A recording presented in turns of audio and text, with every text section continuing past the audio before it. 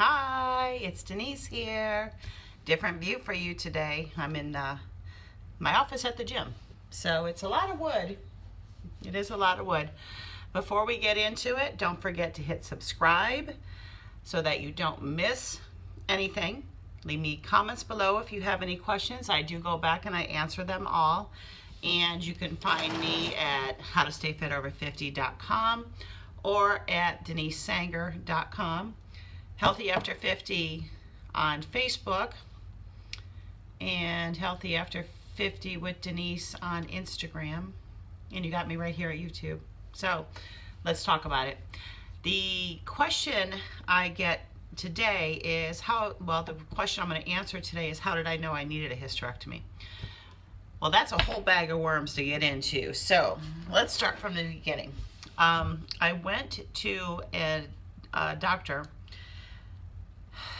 I want to say regular gynecologist checkup, probably around 45. And there was no problems. I wasn't having any issues. My period was regular every 28 days like clockwork. No birth control, no nothing. And my annual exam, he says, your uterus is enlarged. This was around 45. And I said, okay, what does that mean? He said nothing. He said, we're just going to have to keep an eye on it in the future because you could potentially have problems. Now, this was an old-time doctor, and the old school doctors really seem to just be able to pick up on things from all their experience. Well, flash forward to about, I want to say 6-7 years later, my early 50s is when I started hemorrhaging. It wasn't every month, it was like every 2 to 3 months. I was literally on the couch. I couldn't function. It was becoming a quality of life issue at this point. So the new gynecologist says, well, we're going to do an ablation, which is like burning, I guess, a chemical burn of your uterine lining, which should get rid of the hemorrhaging problem. Didn't work. It actually got worse. And it seemed like the hemorrhaging started happening more often, like every other month instead of every 2-3 months. After ending up in the hospital for the second time because the pain was so intense, and what was happening was I had fibroid tumors and cysts in my uterus, and I also had cysts on my ovaries.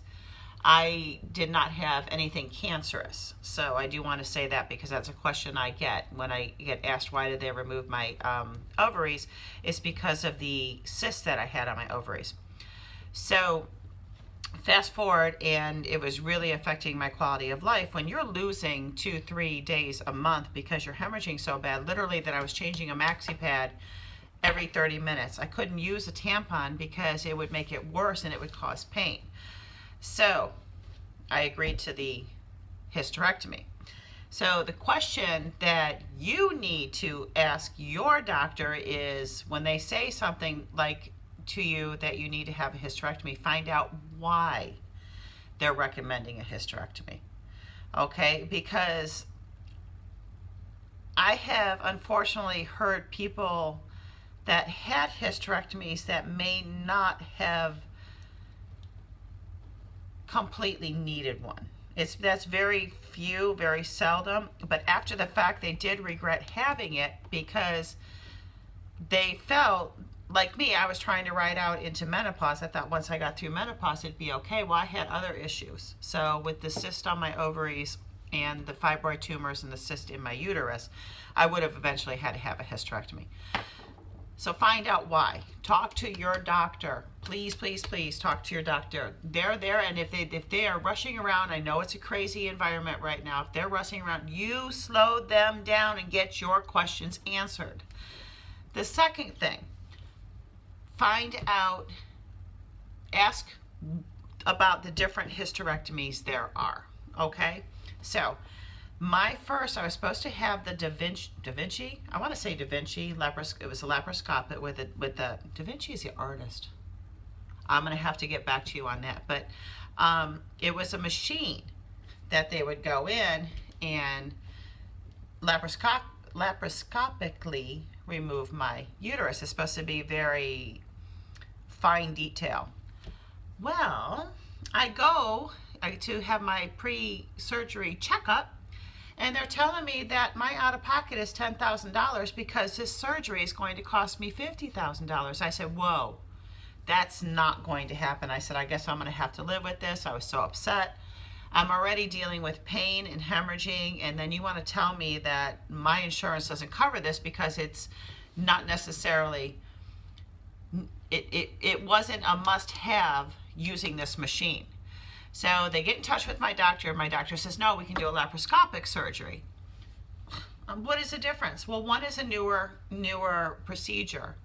I'm going to have to get back to you on the name of it, but one was a newer procedure. So then now I'm going in to have my hysterectomy laparoscopically. And that they were supposed to have 2 incisions in around my hip bones.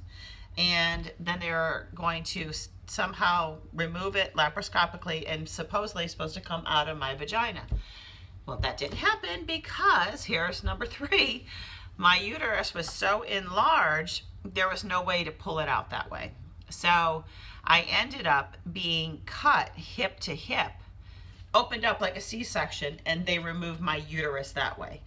So find out, talk to your doctor about the types of hysterectomies there are. I mean, I'm one person, and I had 3 different discussions here with my doctor about 3 different procedures for the same surgery. So make sure you have that information. And above all, I can't recommend talking to your doctor about recovery time. Ask how long you need to have for recovery. They give you pain pills, guys. You're going to think you're feeling pretty good. I thought I was feeling pretty damn good, and I was in the front yard with my manure rake, you know, pushing horse manure all over the place, spreading it out. Well, I'm on Percocet.